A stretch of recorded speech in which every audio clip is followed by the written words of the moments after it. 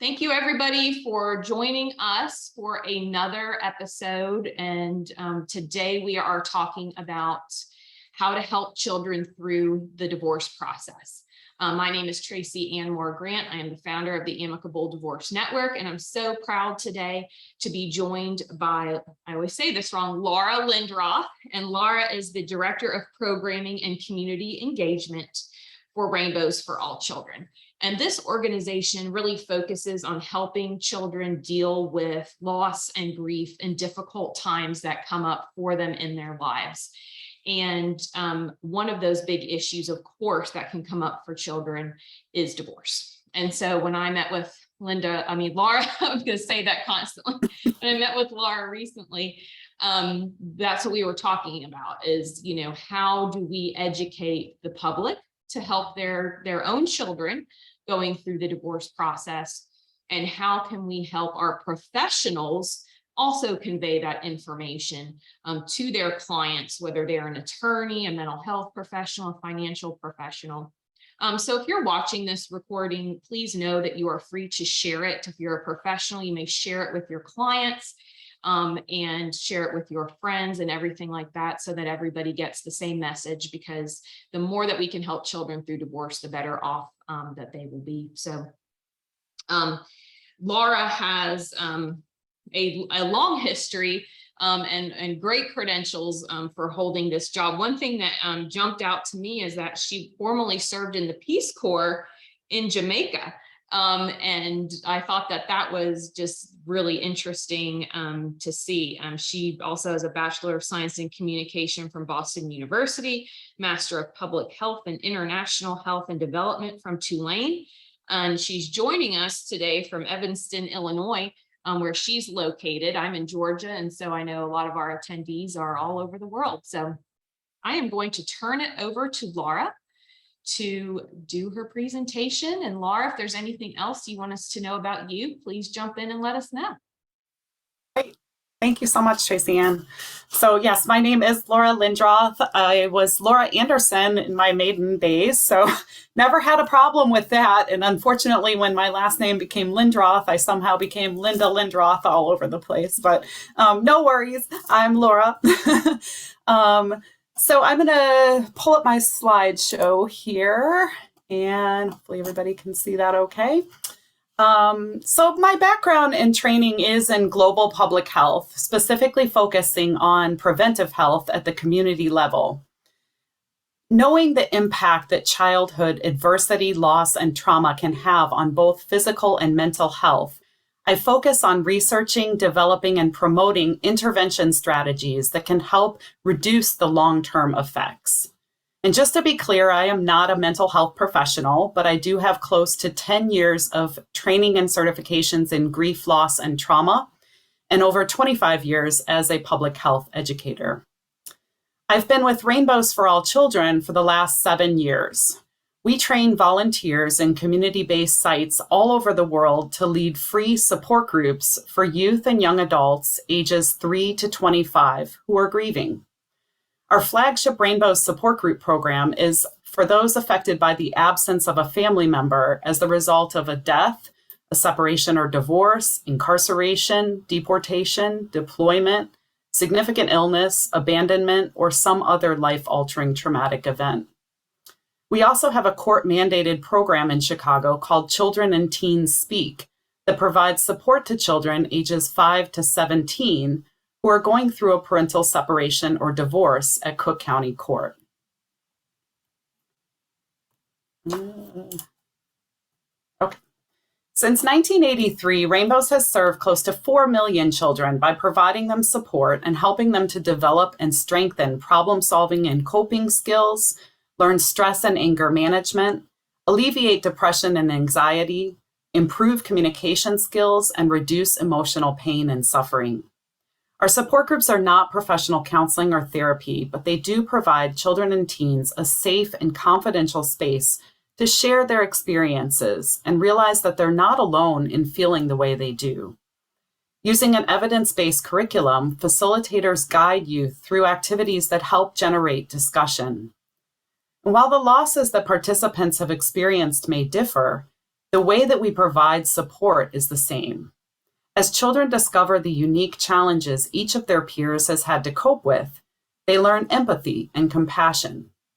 And the final meeting of both programs encourages group members to reach out to others who might be grieving too, as a way to not only pay it forward, but to empower themselves by supporting others and sharing what they have learned. Our tagline at Rainbows is guiding youth through the storms of life, which is what we do with our support groups. We advocate for the mental health of youth and young adults, and very often that's helping people, mainly parents, teachers, social workers, or counselors, or other adults, to understand how children grieve differently than we do as adults, and how we can best support them in that process. When a child or teen is faced with a traumatic loss, such as a parental separation or divorce, often they can feel anxious or depressed. Some can even go so far as to contemplate ending their life. One of the very best ways we've found to prevent a child from heading down that dark road is to develop their ability to problem solve and find solutions to difficult circumstances. We also offer a variety of coping techniques that children can use when they feel angry or stressed, and use a multitude of activities both to help them feel better and to assist them in developing greater empathy, compassion, and resilience.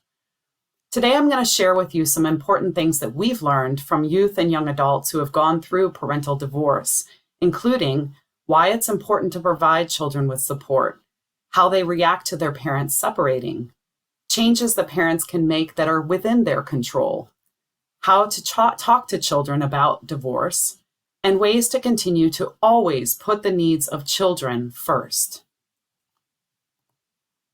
As some of you may be aware, a groundbreaking research study was published in the American Journal of Preventive Medicine in 1998 by researchers at Kaiser Permanente and the Centers for Disease Control and Prevention.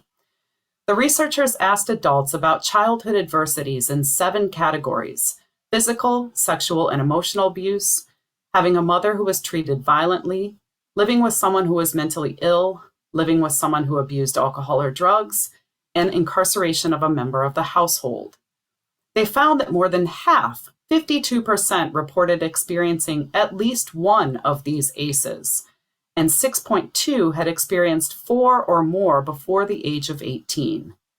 Current ACE studies funded by the CDC have added categories to the original 7, including parental divorce or separation, and emotional and physical neglect. Other studies have added experiences of social disadvantage, such as economic hardship, homelessness, community violence, discrimination, and historical trauma. They were able to establish a dose-response relationship that experiencing significant adversity in childhood is directly attributable to a much greater likelihood of poor health outcomes in adulthood.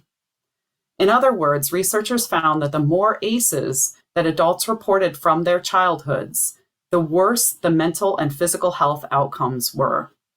A person with 4 or more ACEs, for instance, is twice as likely as a person with a score of 0 to develop heart disease and cancer, and 3.5 times as likely to develop chronic obstructive pulmonary disease, 3 of the leading causes of death in the US.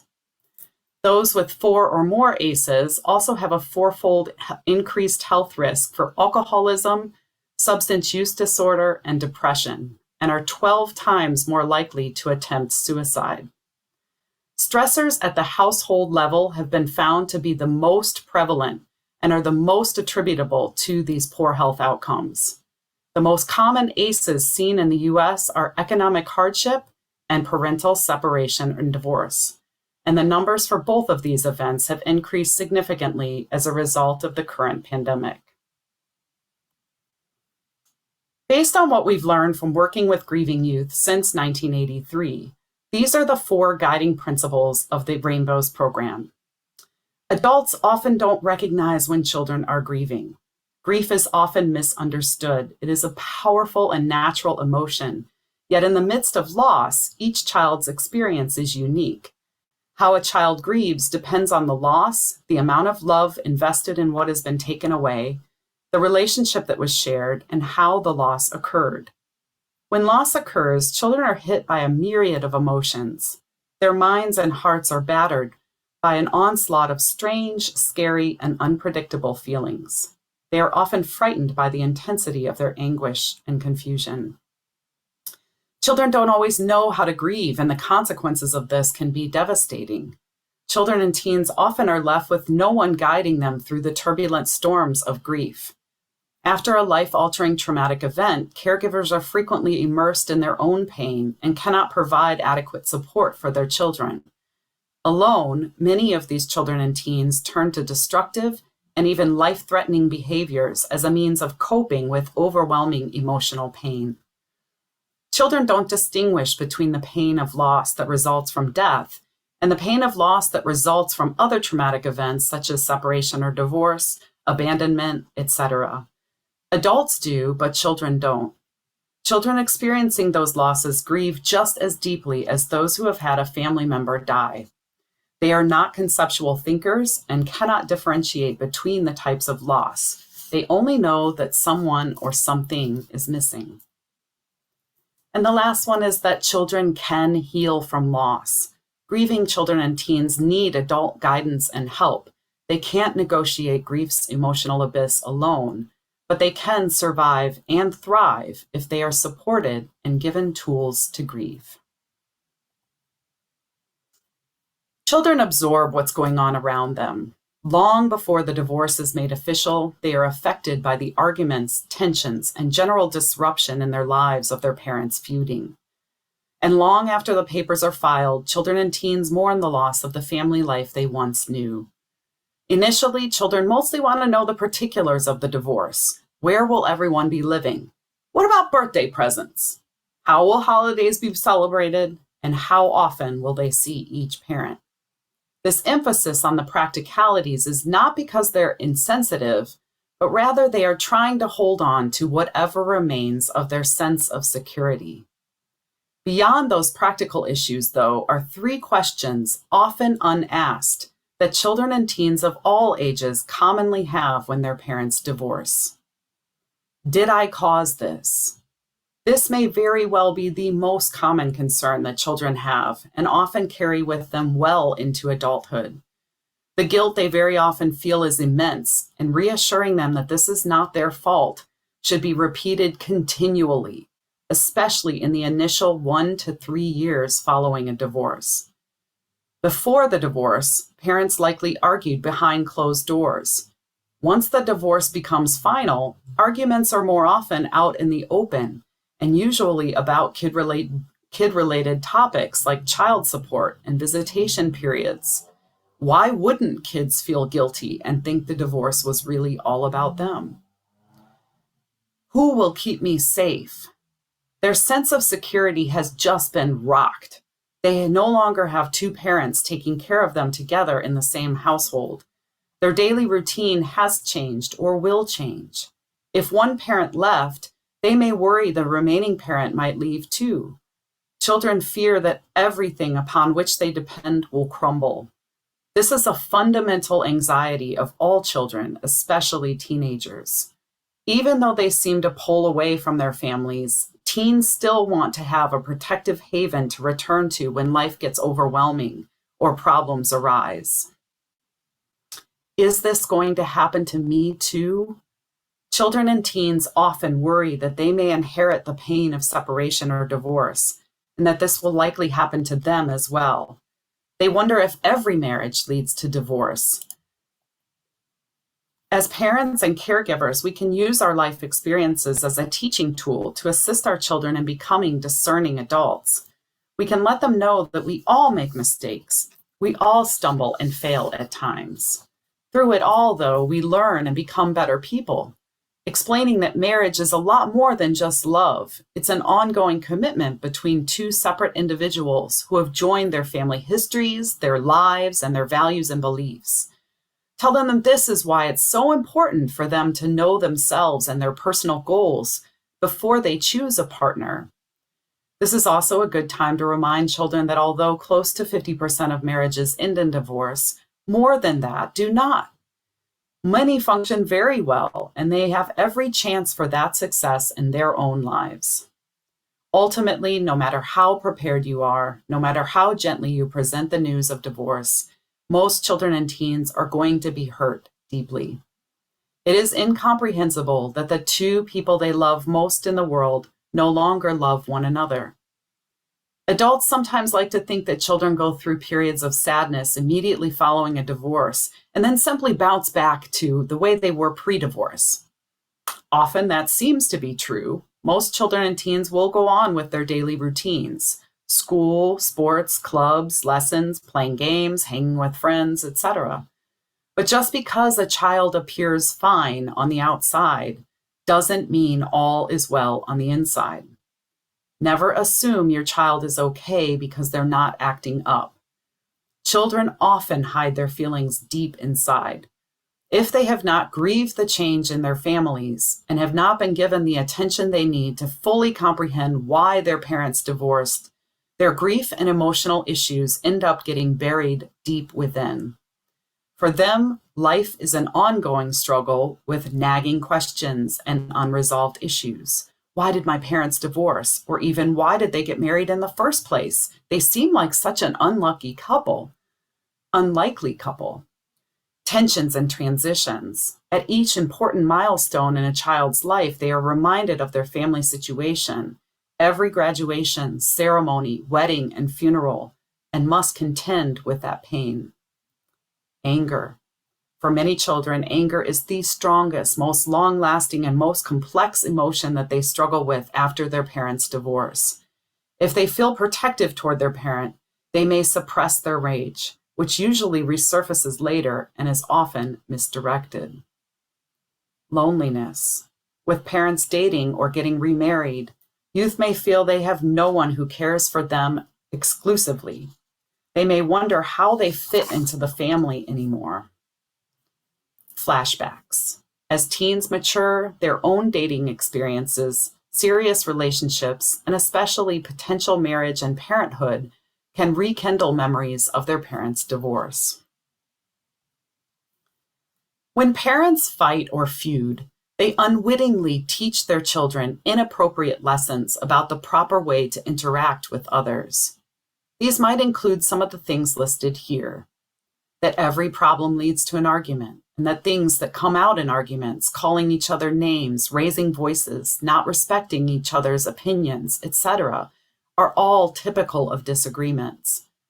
Lastly, based on these interactions, they may believe that people and situations can be manipulated and used to their advantage, as in, "Dad, Mom always lets me be on my phone after school." "Dad, Mom says she's going to buy me a car when I turn 16. If you don't let me, I'm going to live with," insert other parent's name. Divorce often leaves a child feeling abandoned, angry, betrayed, different from their peers, and guilty.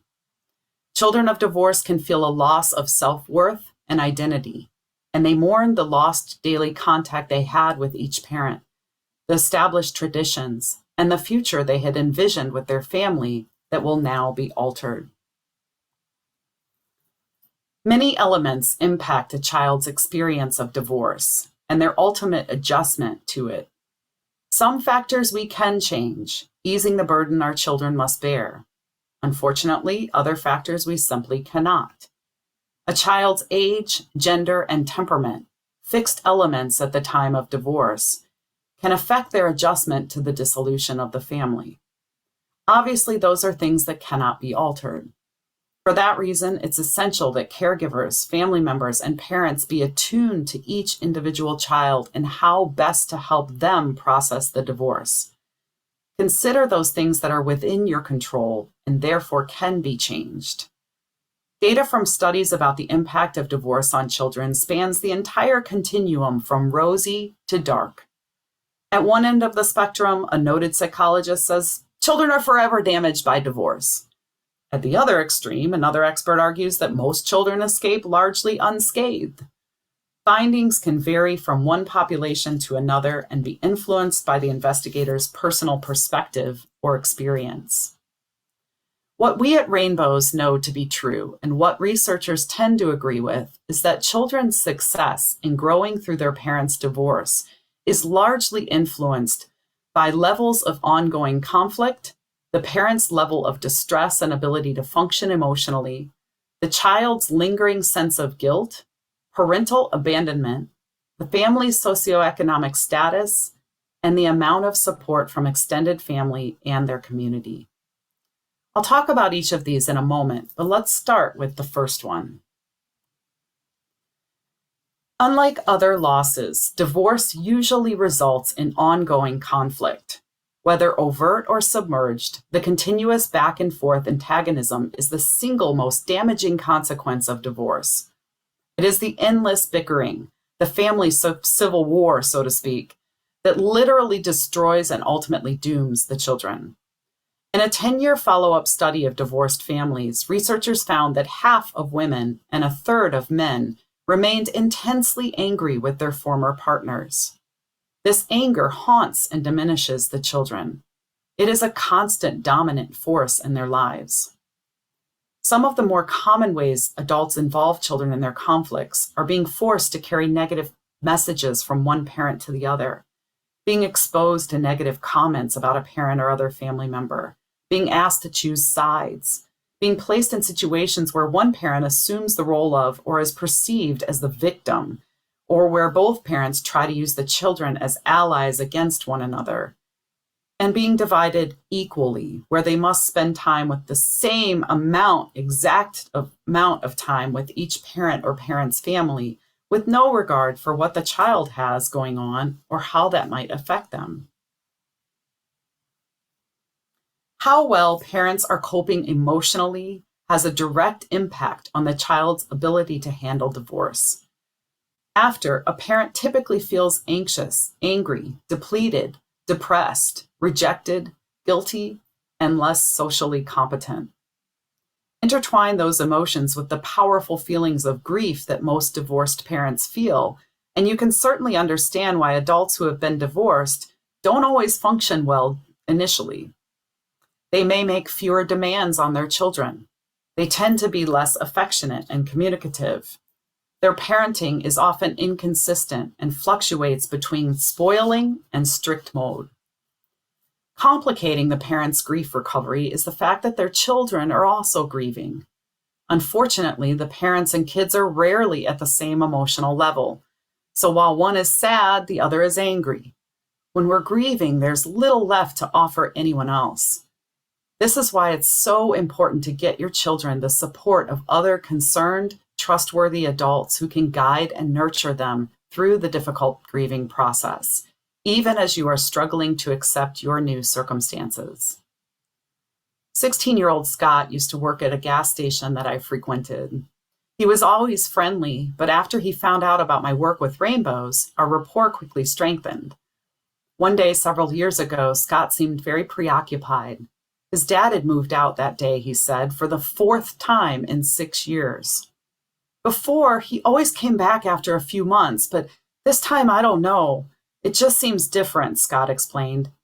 You know what he said when he left the house? Scott, it's your fault that your mom's kicking me out. Scott's eyes quickly filled with tears, and he looked soulfully at me before brushing them away. What did I do? He said in a low voice. I didn't mean to be the reason they split. As calmly as possible, I explained that his father was probably angry and hurt. And since Scott was standing at the door, he lashed out at him. I emphasized that there was nothing Scott could ever do that would cause adults to divorce. Scott was right. His father didn't come back that time. Instead, he moved into an apartment and only occasionally visited his son. Whenever I saw Scott, we'd talk about his dad and his parting words. Each time I reassured him again that his father must have been terribly upset, and again I reiterated that there is no possible way that Scott had ever caused that divorce. In all honesty, though, whose voice do you think he kept hearing? Mine or his dad's? It is imperative that we remind children again and again that a divorce is an adult problem. There is nothing a child or teen could ever say or do that would cause their parents to divorce. When a parent disappears from a child's life after a divorce, the child is typically devastated. Every day they wonder why their parent doesn't love them enough to call or spend time with them regularly. Unfortunately, those situations are not isolated incidences. After a divorce, nearly half of children don't see one of their parents. Sadly, nearly every child or teen that we have had in a group who has had a parent disappear from their life tends to blame themselves. Except for instances where a parent's behavior is potentially harmful, children need to have both parents active in their lives after a divorce. In fact, studies prove that children benefit from the role modeling, love, and guidance that each parent provides when both share in the parenting responsibilities following a divorce. Socioeconomic stability can have a large impact on a child's post-divorce well-being. While the family does not necessarily have to live at the same financial level as before, it's important that children are assured adequate care, housing, clothing, and food, and the opportunity for higher education. Parents have financial obligations that extend beyond the divorce. Unfortunately, many single mothers often end up at the poverty level and may have to return to work or take on second jobs just to get by. If family and friends are supportive of these changes, the parents and the children feel less isolated. This reinforcement encourages them to rebuild and recover. Offering to help a beleaguered parent by occasionally assisting with childcare, chauffeuring the children to and from places, or inviting them for a home-cooked meal can be one of the greatest gifts you can give. There may be situations where you can offer some financial support as well. In doing so, just be careful not to insult the parent or keep them from being competent and self-sufficient. Siblings Anne, Amy, and Aidan were budding thespians. They not only had roles in all the school plays, but also joined the Community Theater Guild. Yet despite their talent and enthusiasm for acting, each performance became a tension-filled event because of Grandma. The kids' parents were divorced, and while Mom and Dad had no problem attending the same show, their maternal grandmother refused to come if their father was going to be in the audience. Nana was adamant and really nasty. It didn't matter if the theater held 500 people or 2,000. It was always up to Dad to juggle his schedule or sometimes even completely miss a performance so his former mother-in-law would attend. Combative sniping behavior on the part of family members equates to psychological abuse of the children. Such bickering threatens children's security, self-worth, happiness, social confidence, and belief in unconditional love.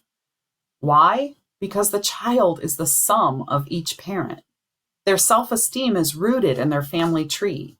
When you negate the value of a parent or a grandparent even, you tear at the fabric of the child's being. That's why children will defend and protect their parents, often to an extreme.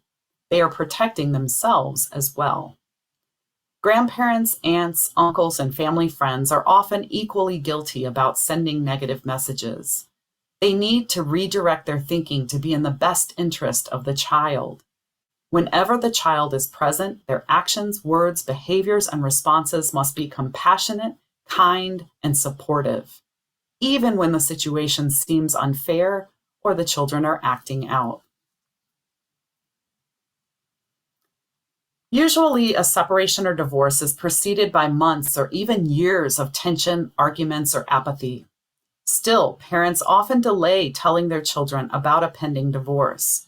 For one, they instinctively want to protect their kids from the potentially painful news. For another, they're coping with their own intense emotions about the event and would just as soon avoid having to discuss or explain their decisions and actions. Talking with children is probably the single most painful event in the divorce process. Children and teens are not capable of quickly processing information about the demise of their parents' marriage. They need time to hear the news, mull it over, ask questions about the decision, and begin comprehending what the event will mean. No matter how you do it, telling the children about your impending divorce will be difficult for all of you. The following pointers, though, will help to make the process a little bit less painful. Tell the children as soon as the decision has been made and some of the details have been worked out. Ideally, parents should present the news together. If only one parent is able to talk with the children, the burden is heavier for that parent.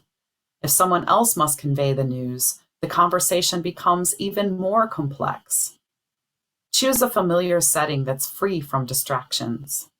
Begin by talking about events that the children may have already noticed, such as arguments, tears, and sleeping in separate rooms. This approach helps children connect to what they're being told. Remember that physical touch can be comforting. An arm around the shoulder, touching hands, holding young children on your lap. Assure the children that the separation or divorce is an adult issue. Make sure they understand that they are not responsible. Adults marry, adults divorce, but everyone hurts. Tell the children again and again that both their parents will always love them and that the bond between a child and a parent cannot be broken. This is of major concern to most children and teens.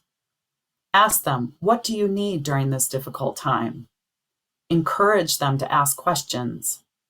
Answer all questions without accusations or negative comments. Most kids will want to know why. A truthful, impartial response can be, we have grown in different directions and living together has become too difficult. If there's a question that is too personal or too painful to answer, honestly say that to them. Refrain from answering questions about each other's motives or plans. If there has been a history of abuse, addiction, or other turmoil in the marriage, those facts need to be told in a caring way. Keep in mind that the children love both their parents and do not want anyone saying negative things about them. When children are involved, there is no such thing as a total separation or divorce. Long after the legalities are finished, contact with your ex will continue. This can at times be difficult. The last years of your marriage and everything that happened at the time of the split might have been laced with a great deal of hostility and bitterness. Now that the court decision has been implemented, it doesn't necessarily mean that all conflict has ended. Unless you're careful, it could mean that it's just been transferred to another arena, your child's life and person. Obviously, that's the last thing you want to have happen. To do your very best as a single parent, you must attend to the anger that might still be within you. Buried anger can be very dangerous. If you need support working through your anger, consider seeking treatment from a mental health professional, talking with a good friend or trusted family member, or joining a support group. These are safe ways of handling those angry feelings.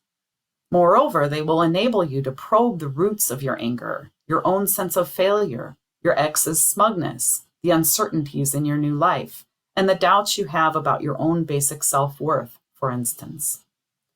By learning to express your feelings, you can gain control over them and thereby release the grip they have over you. Failure to adequately deal with your anger can seriously affect your emotional health and personal happiness. Even more importantly, it can put into jeopardy the encounters that you have with your child. They may instead become the recipient of your misplaced anger. Besides dealing with anger, you also have to face up to a certain amount of fear that you may fail as a single parent. At times, this fear will loom large in your life, especially when you're really down on yourself. Friends can often be a help. By sharing your failures and your successes with them, you allow them to provide needed support. One of the prime factors of your parenting that you must work on and resolve is guilt. Whether or not you filed for the divorce or contributed to the breakup, you have likely experienced rejection from some and feel a certain amount of guilt. It's important to separate healthy or realistic guilt from unhealthy or unrealistic guilt. Healthy guilt results from what you have actually done or said, physical or verbal abuse, withdrawing from your children, drinking, irrationality, lack of child support, and so on. You must resolve your healthy or realistic guilt, or it will eat away at you and you will withdraw further from your children. Learn to forgive yourself and others. Unrealistic or unhealthy guilt results from those problems you did not cause or for which you were only slightly responsible. Yet you may still blame yourself, and this can be devastating. Sit down and make a list of your realistic and or healthy guilt and your unrealistic or unhealthy guilt. Work to resolve your realistic guilt and determine how you are going to overcome your unrealistic guilt. Stop blaming yourself for those things that you did not cause or for which you were only partially responsible. You don't need to be a perfect parent, just a loving one. There are no perfect parents. You may now think that you have to be a super parent because you've got to make up for failing as a spouse. But there's a problem with that sort of thinking. There are no perfect parents. Moreover, even though your marriage failed, it does not mean that you are a failure or that your parenting is such. Don't try to compete with your ex to win the children's favor. It's not a competition, and your child loves and cares about both of you. Heal alongside your child. Many people wait for their own personal healing before they pay attention to their children's equally urgent need for attention and healing. Don't bury yourself in your grief, in your bedroom, in your work, in your social life, meanwhile ignoring that your child is hurting just as much as you are. Remember that kids are people too and should be treated as such. One of the deepest needs that every human being has is to feel wanted. In the upheaval that follows a separation or divorce, this need, which is especially acute in children, can be buried and forgotten. Children should not be treated as extra baggage cluttering up their parents' lives. You can both earn respect for yourself and teach it to your child by actively and consciously showing respect for other people. You can be sure your child will be observing how you act in this regard. Yelling, screaming, slamming down phones, indulging in name-calling, following double standards, these are the types of behavior that teach the very opposite of respect, a callous disregard for other people. A child often needs love the most when it is deserved the least. Your child is not misbehaving because they're bad. They're simply hurting. Younger children in particular often express emotion through behaviors since they have trouble articulating their feelings. Lastly, have faith in you, in yourself, and in your child. Have the courage to work at being a better single parent. Just because your marriage failed does not mean that you are a failure. Work on letting the past go and moving forward. When you demonstrate belief in yourself, you automatically inspire your child to believe in themselves too. What a great gift to give to your child. You can even take it one step further and praise the positive things that they do, frequently making it a point to focus on the things they do well. As difficult as it may be at times, try your best to always treat your ex with respect. I love that this is amicable divorce because that's really what we all strive for in a divorce or separation. And one way to do this is to consider thinking of them and even calling them your co-parent rather than your ex-partner or spouse. Tell your child as much as they need to know. Be honest with them. You may not want to tell the full story at this time, but give as much information as is needed in the here and now and what your child is able to understand. Whatever you say, be as truthful as you can. In your effort to be honest, don't make excuses for your co-parent. Reassure your child of the other parent's love, even though circumstances sometimes prevent things from happening the way everyone might like. Encourage your child to have a relationship with the co-parent. Make space for that and allow them opportunities to connect even when it might be challenging. At certain times in every child's life, there is a craving for attention. At times, the other parent may be the best person to provide this for your child. You cannot meet all of your child's needs, as much as you may want to. Sometimes letting go and allowing your child to spend more time with the other parent is what's best for them. If difficult questions come up about your co-parent, consider asking the child to talk with them directly. Don't put them on the spot in a negative way, but if it makes more sense for the co-parent to explain something, don't feel the need to try to do it for them. Try to keep your co-parent informed. This statement makes sense on paper, but there are innumerable problems that may arise. Your former spouse has moved away, seemingly doesn't care, or has begun a new lifestyle that doesn't seem to include your child. You yourself may still be an open wound and run the risk of being put down or rejected again. Yet none of these are sufficient reasons for not keeping the other parent informed. The point is not to unload problems or to stir up guilt feelings, but simply keep them informed. Admittedly, this can be very hard to do at times, but it is necessary for your child's well-being. Bottom line with all of this is practice the golden rule. Treat others, even your ex, as you want to be treated, even when it takes everything in you to do so. So many times we've heard it said, I never thought my child was deeply affected by the divorce because they were so young. Only later was it learned just how shattered they were. They may not have heard all the fighting or been aware of the separation taking place, but they certainly missed the love by not being held and not being raised in an atmosphere of mutual love. You must become a still point, an anchor, a means of support for your child. It is a role you are called to fulfill, for it goes along with raising children. Even with all the demands and pressures put upon you, your child must come first, before your own needs, not all of the time, but almost all of the time. You can provide the stability that is both sought and needed. And here are some things that can help you get there. Be available.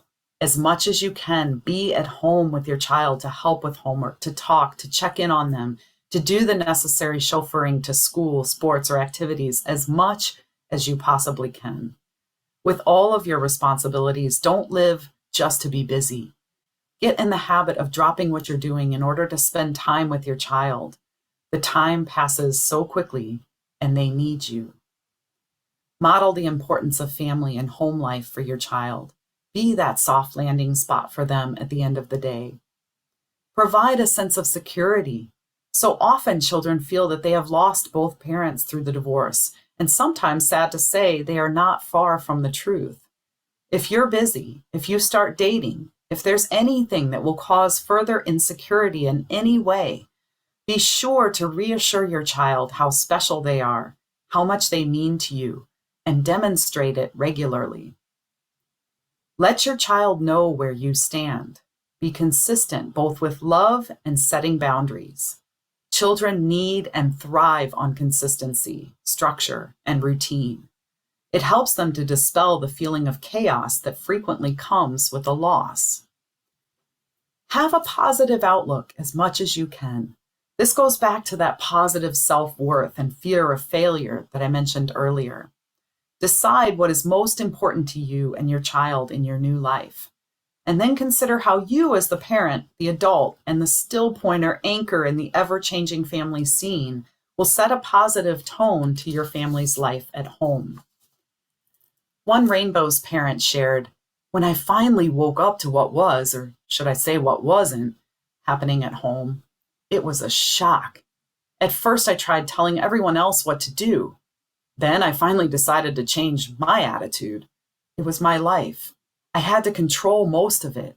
I decided to make the best of it by nurturing and supporting those who lived with me and who were still the loves of my life. Affirm your child every chance you get. Most of the children of divorce related that they feel like they failed as a child. As much as we may think that the divorce was just between the parents, often children are still taking everything that happened personally. When you affirm your child, you are giving them a sense of self-worth, something extremely valuable both for now and for their future. Make every bit of time that you spend with your child an experience of loving affirmation. In 1,000 different ways, let your child know how truly dear they are to you. Center your attention on your child. Centering your attention means giving your undivided self for some period of time. Maybe it's just 10 minutes sharing in the car ride. a bedtime story or talk at night, playing a board game, chilling together, or watching a movie. It's about quality time, not quantity, but try to give them your time and your presence as often as you can. That undivided attention proves to your child that they are important. Be there for your child. Strive to be there for recitals, plays, games, parent-teacher conferences, graduations, etc. All of these are important to your child. Your attendance at such events shows loudly and clearly to your child that you care. Never let unresolved guilt keep you away. Your personal presence is the greatest gift of all, and it says so much about your love. Consider writing a special letter to your child. This can even be something you do on a regular basis. Writing special, loving letters to your child can bridge all of those times you were not able to be there when you just couldn't make it. You can put your feelings into words, and you don't have to hold back. You can fully express your pride in your growing child, your sorrow, your appreciation, your joy, and your excitement. Do not withdraw, even when it hurts. Parents will sometimes speak of their heart being torn apart by the weekend visits of their children.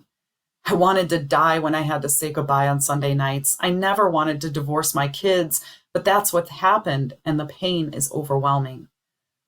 But never doubt that the enduring value of a loving relationship with your child is worth any pain that comes to you.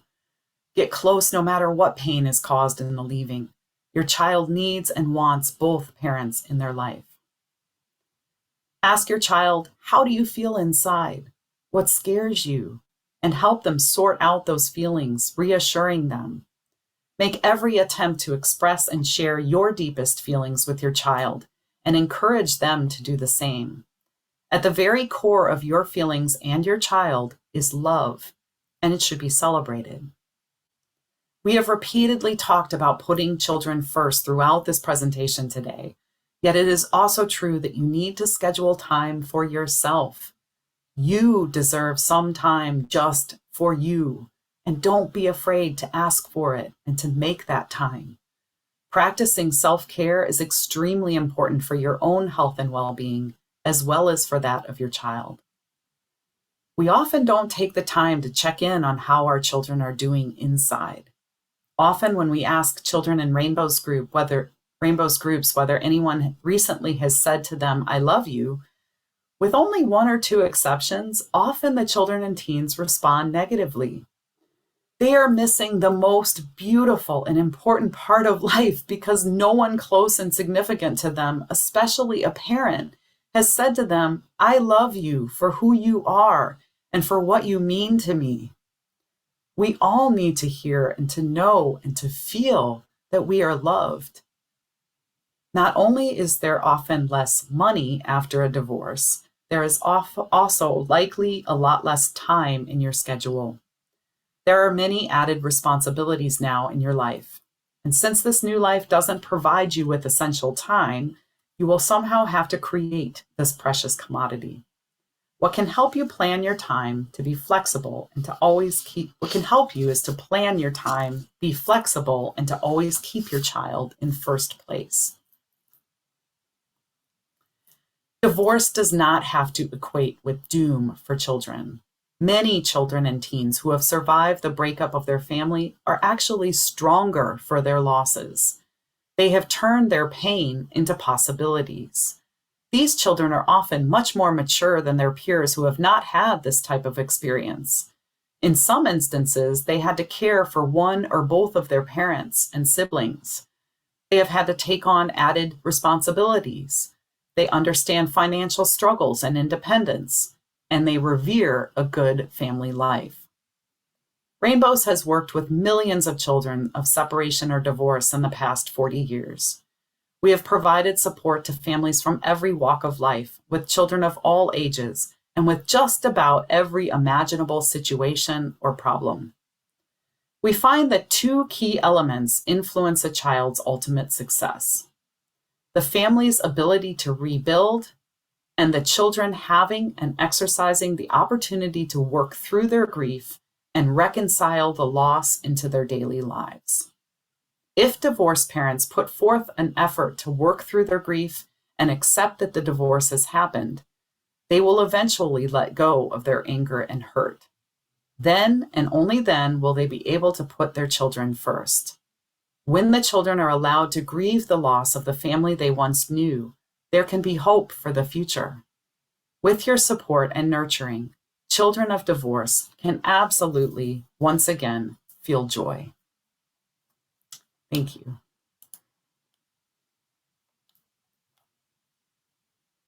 Thank you very much. That was wonderful. We are going to go ahead and conclude the recording here. If you have questions, comments, I know I have a few things that I want to ask, just stay on the recording, but otherwise, thank you very much for tuning in. If you want to reach out to Laura, her information is in the notes along with this recording. Thanks so much.